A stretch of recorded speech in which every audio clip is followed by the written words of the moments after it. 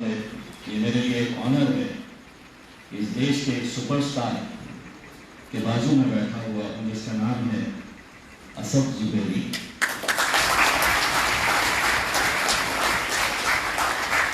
اگر کوئی یہ سمجھ رہا ہے کہ اس ملک کے اندر فلم سٹار سپر سٹار ہوتے ہیں، پولیٹیشین سپر سٹار ہوتے ہیں، میں سمجھتا ہوں اسد زبیری اور جن لڑکے اور لڑکیوں نے آج اس مقام کو حاصل کیا ہے جس کے بارے میں ہم سوچ سکتے ہیں، صحیح معنوں میں وہ سپر سٹارز ہیں۔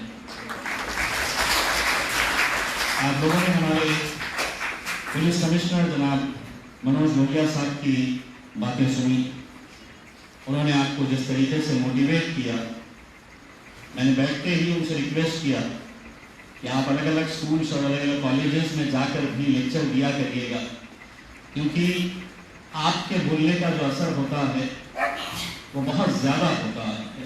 کہ پولیس کمشنر خود آ کر اگر یہ بتا رہا ہے کہ سماج کے اندر کیا برائی ہے اور اس کو ہم نے کیسے دور کرنا چاہیے تو اس کا اثر بہت زیادہ ہوتا ہے۔ میں سب سے پہلے تو یہاں پر ہمارے مصطفیٰ فاروقی صاحب، ان کے فرزند منیر فاروقی صاحب، یہاں پر Maulana Azad college D section کے پرنسپل مخدوم فاروقی صاحب، پولیس آفیسر راہل پاٹل صاحب، ڈاکٹر غفار قادری صاحب، میر ہدایت علی، خضر پٹیل صاحب، شارف نقشبندی صاحب، ڈاکٹر اے قادری جن کا سائیکیٹرک کا ایک ہاسپٹل آپ پڑے گاؤں جاتے وقت راستے میں دیکھتے ہوں گے، اور وہ آج کس طرح کے پیشنٹس کو ہینڈل کرتے ہیں، کیسے کیسے نوجوانوں کو وہ ہینڈل کر رہے ہیں اپنے اسپتال کے اندر جو نشے کی لت میں مبتلا ہو گئے ہیں، ان کو کس طریقے سے وہ کاؤنسلنگ کر کے ان کا علاج کر رہے ہیں۔ بہت ہی میں سمجھتا ہوں کہ ایک سیریس ایشو ہے جس کو اگر ہم سب چاہیں تو یقیناً ختم کر سکتے ہیں۔ پولیس کمشنر صاحب کہیں نہ کہیں اگر اپنی ملٹی سے جڑا ہوا کوئی آفیسر یہاں پر آتا ہے تو اس کی خواہش ہوتی ہے کہ میں میری اس ملٹی کے لیے کچھ نہ کچھ کر کے جاؤں۔ ہم منوج لوہیا صاحب کو اس وقت سے جانتے ہیں جب وہ اے سی پی ہوا کرتے تھے، یہاں پر پہلے بھی سروس کر چکے ہیں، ایک لگاؤ ہے اس شہر کے ساتھ، اور وہ بھی جانتے ہیں کہ یہاں پر کیا تکلیفیں ہیں، کیا پریشانیاں ہیں، کس طرح کا کرائم ہے، کس طرح کا جرم یہاں پر ہے۔ منوج لوہیا صاحب، آپ کو پتہ نہیں ہوگا کہ کچھ سال پہلے جب یہ نشے کا کاروبار بہت ہی دھڑلے سے چل رہا تھا، ایک کیس ہوا تھا جس کے اندر نشہ کرنے والے نے جب مارا تھا ایک لڑکے کو تو اس کے جسم کے حصے کو کاٹا تھا اس نے، اور جس طرح ہم کباب بھون کر کھاتے ہیں اس نے کچرا جمع کیا تھا، ایک لکڑی کے اندر وہ گوشت کو ڈالا تھا اور اس کو بھونا تھا اس نے۔ تو سوچئے آپ کہ نشہ کرنے کے بعد کس حیوانیت تک وہ پہنچ جاتے ہیں۔ دو نشہ کرنے والے جب آپس میں گاڑی پہ موٹر سائیکل پہ جا رہے تھے، کچھ جھگڑا ہوا، دونوں نشے کی حالت کے اندر تھے، گاڑی رکائی اور جھگڑا کرنا شروع کیا، ایک نے پتھر اٹھایا اور پتھر اٹھا کر دوسرے کے سر پہ ڈالا، مرنے کے بعد اس کی آنکھیں نکالی اور گوٹیاں کھیل رہا تھا۔ اب آپ تصور کریے گا کہ جب نشہ کرتا ہے تو اسے یہ پتہ نہیں ہے کہ وہ کیا کر رہا ہے، تو یہ خطرہ کسی کے اوپر بھی آ سکتا ہے۔ اسی لیے آج سب سے بڑی ذمہ داری اگر ہم سب کی ہے تو ہم سب نے یہ عہد کرنا چاہیے کہ میں میری طرف سے یہ کوشش کروں گا کہ میرے محلے میں، میری گلی کے اندر، میرے پڑوس کے اندر اگر کوئی نشے کا کاروبار کر رہا ہے تو فون اٹھائیے، بنا ڈر کے، بنا جھجک کے، اور سیدھا سی پی صاحب کو فون کریے گا اور بتائیے گا کہ یہاں پر نشہ ہو رہا ہے، تب جا کر ہم اس کے اوپر قابو پا سکتے ہیں۔ مجھے بہت خوشی ہے اس بات کی کہ آج جب Asad Zubairi 86 rank U P S C کے اندر لانا، میں تو صرف سوچ ہی سکتا ہوں کہ آپ کی کیسی محنت رہی ہوگی، کیسا دن رات آپ نے محنت کیے ہوں گے۔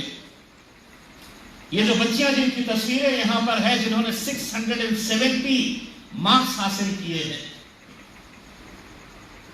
میں آپ سب کو سیلیوٹ کرتا ہوں. اگر ہماری سوسائٹی کے ریئل سپر سٹارز کوئی ہے تو آپ لوگ ہیں. حفصہ دربار، مہین شیخ، دونوں نے فرسٹ اٹیمپٹ کے اندر 670 مارکس حاصل کیے. ایک انسپریشن آپ دوسرے اسٹوڈنٹس کے لیے ہے. اور کسی نے اگر کوالیفائی نہیں کیا ہے، کسی کو لگا کہ نہیں میرا کیسا ہوگا، میں تو کوالیفائی نہیں کر پائی، میں آپ سے صرف اتنا کہنا چاہتا ہوں کہ nothing is impossible in this world. کچھ بھی چیز ناممکن نہیں ہے.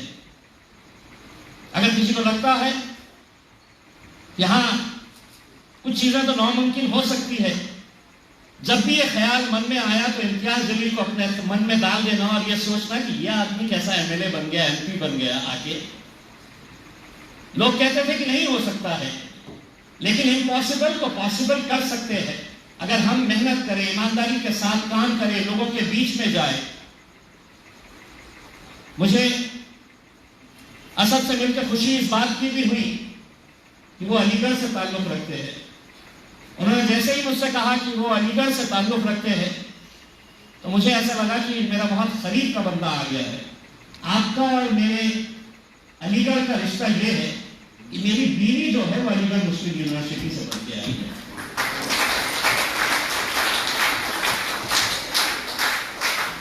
دراصل سیدھی صاحب اندر کی بات بھی بتا دوں، یہاں پہ مجھے دے نہیں رہا تھا لڑکیاں، تو علی گڑھ سے جا کے شادی کرنا پڑا.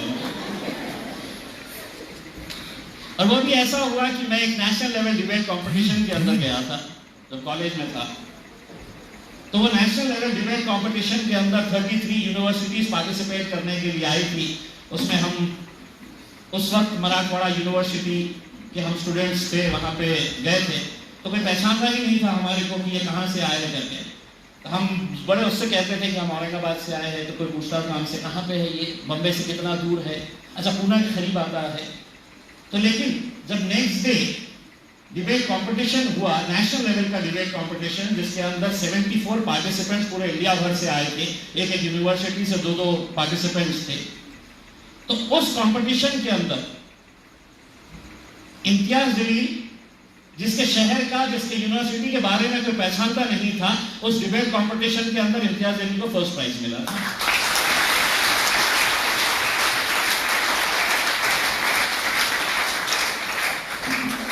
اب اس میں ہوا یہ کہ مجھے فرسٹ پرائز تو مل گیا، ٹرافی تو مل گئی، لیکن آڈینس میں سننے کے لیے جو لڑکے اور لڑکیاں آئی تھی اس میں ایک لڑکی اتنی زیادہ امپریس ہوئی مجھ سے، وہ سمجھی میں بہت ہوشیار ہوں.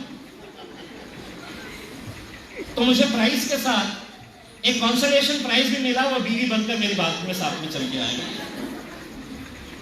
تو ایک میرا صرف کہنے کا مقصد یہ ہے کہ آپ کو اپنی پہچان بنانی پڑے گی. ہم کتنے سارے ایسے کیسز دیکھتے ہیں. اسد علی خود کہہ رہا تھا کہ ان کے والد صاحب جس علی گڑھ مسلم یونیورسٹی کے اندر 30 ایئرز سے زیادہ انہوں نے کام کیے ہیں، ان کے فادر نے اس کالج کے اندر ڈیلی ویج کے حساب سے نوکری کی شروعات کی تھی. ڈیلی ویج کے. چاہتا تو اسد بھی یہ کہہ سکتا تھا کہ نہیں بڑا مشکل ہے، میں کیسا پڑھ سکوں گا، لیکن اس کے اندر یہ ضد تھی، یہ جدوجہد تھی اس کی. یہی کہ جالوا کا ہمارا لڑکا ہے انصار شیخ، اس کی والدہ، اس کے والد آٹو رکشہ چلاتے تھے. سوچئے اس ماں باپ کے بارے میں کہ جس سڑکوں کے اوپر انصار کے والد آٹو رکشہ چلاتے تھے، آج جب وہ اسی شہر، اسی گاؤں کے اندر آتا ہوگا جہاں پر ایک آفیسر کی حیثیت سے وہ آتا ہے، تو کتنے فخر کی بات ہوتی ہوگی ان کے والدین کے لیے. تو اسی لیے میں یہ تمام بچوں سے جو نہیں کوالیفائی ہوئے ہیں ان کو بہت زیادہ ہمت ہارنے کی ضرورت نہیں ہے. ٹرائی ٹل یو سکسیڈ کہتے ہیں نا، کرتے رہیے کوشش، انشاءاللہ ضرور راستہ نکلے گا. محنت کریں گے، اگر ہارڈ ورک کریں گے، ڈٹرمنیشن ہے کہ یس آئی کین ڈو اٹ. میں کسی بھی لحاظ سے میں انفیریئر نہیں ہوں، میں کسی بھی لحاظ سے کمزور نہیں ہوں. بہت سارے لوگ آتے ہیں، آج ڈگری بہت اچھی ہے لیکن سر نوکری نہیں دے رہے ہیں، تو کچھ نہ کچھ ایک دوسرے بہانہ بنا دیتے ہیں. کہ نہیں صاحب میں یہاں سے پڑھا ہوا ہوں، مجھے نہیں دے رہے ہیں. کوئی یہ کہتے ہیں کہ نہیں صاحب میں مسلمان ہوں تو مجھے نوکری نہیں مل رہی ہے. بتائیے کون سا ایسا انسٹیٹیوشن ہوگا، کون سی ایسی کمپنی ہوگی، کون سا ایسا بزنس ہوگا جہاں پر اگر کسی کے پاس ٹیلنٹ ہے تو وہ ٹیلنٹڈ آدمی کو irrespective of what caste, creed, color you belong to، کون نہیں چاہے گا اس میں. لیکن جس کو کرنا نہیں ہے وہ 50 بہانے ڈھونڈتا ہے. میری آپ تمام لوگوں سے گزارش ہے کہ محنت کریے گا کہ آج کے اس دور کے اندر جیسا آپ آنکڑے سن رہے تھے کہ پہلے 2% کے قریب میڈیکل کے اندر جایا کرتے تھے، آج وہ پرسنٹیج 8.5 کے قریب ہو چکا ہے. آج UPSC کے اندر کبھی ہم سوچتے نہیں تھے کہ ہمارے IAS IPS آفیسرز بھی بن سکیں گے کیا، لیکن آپ لوگ اس کو ممکن کر کے دکھا رہے ہیں، اس لیے آپ لوگ مبارکباد کے حقدار ہیں.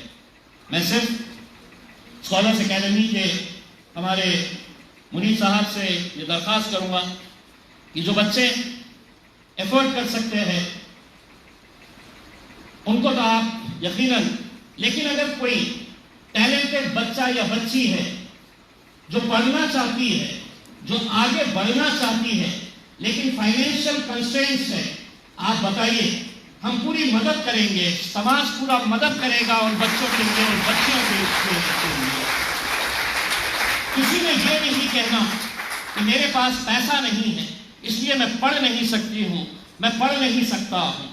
اگر آپ کا ایکیڈمک ریکارڈ اچھا ہے اور کہیں آگے چل کر آپ کو پڑھنا ہے اور اس پڑھائی کے اندر صرف آپ کے فائنینشیل کنسٹرینٹس ہیں، آپ پیسہ نہیں دے پا رہے ہیں، آپ فیس نہیں بھر پا رہے ہیں، تو یقیناً ایک ہاتھ نہیں کئی سارے لوگ آپ کی مدد کے لیے دوڑ پڑے گے. لیکن وہ کنوکشن، وہ کمٹمنٹ آپ کے اندر ہونا چاہیے. مجھے خوشی ہے کہ آج اس پروگرام کے اندر مصطفیٰ فاروق صاحب نے ہمارے CP صاحب کو بھی بلایا اور یہاں پر اسد زبیری کو بھی یہاں پر بلایا ہے. میں اصل کچھ دن پہلے میں بامبے میں جو UPSC کے پاس آؤٹ جو بچے تھے تو اسلام جمخانہ کے اندر ان کا فیلیسٹیشن تھا، میں گیا تھا وہاں پر. تو ایک لڑکا بمبئی کا جو میرے نام ذہن میں نہیں آ رہا لیکن اس کے والد محمد حسین، بہت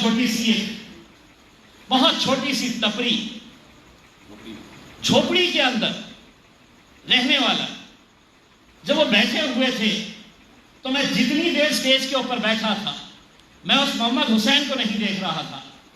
میں جھوپڑی میں جس باپ نے اپنے بچے کو ایسی پرورش دی کہ میں نے اپنی زندگی جھوپڑی کے اندر نکال دیا ہے، تجھے محلوں کے اندر رہنا ہے، تو محنت کر، تو میری نظر لگاتار اس باپ کی طرف تھی جو اتنا سینہ چوڑا تھا اس کا، اتنے فخر کے ساتھ وہ وہاں پر بیٹھا ہوا تھا کہ میرا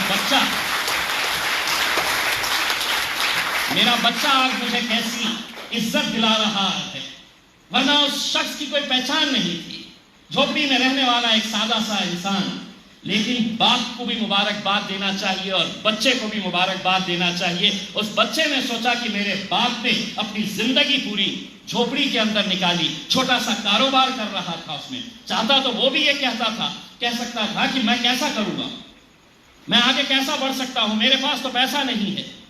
لیکن اس نے بھی یہ طے کیا کہ نہیں، یہ زندگی نہیں، میں اپنی زندگی بہتر کروں گا اور اپنی زندگی کے ساتھ اپنے والدین کی بھی زندگی کو بہتر بناؤں گا کر کے. آپ لوگ بھی کر سکتے ہیں. صرف ہمت رکھیے، کنوکشن رکھیے، کمٹمنٹ رکھیے گا. And nothing succeeds like success. Thank you very much.